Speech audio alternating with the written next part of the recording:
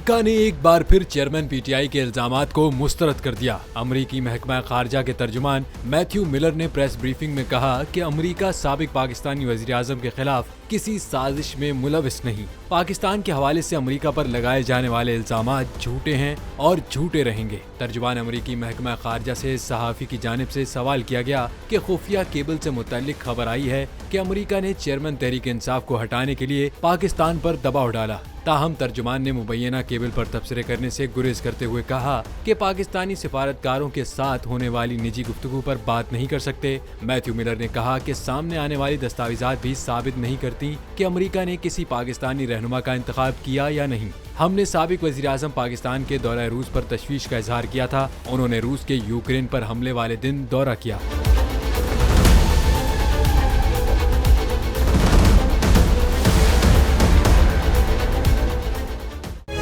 तारीख का अमीर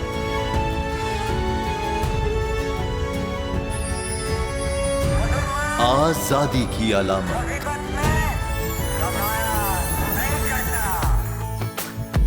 हुस्न का आईनादार,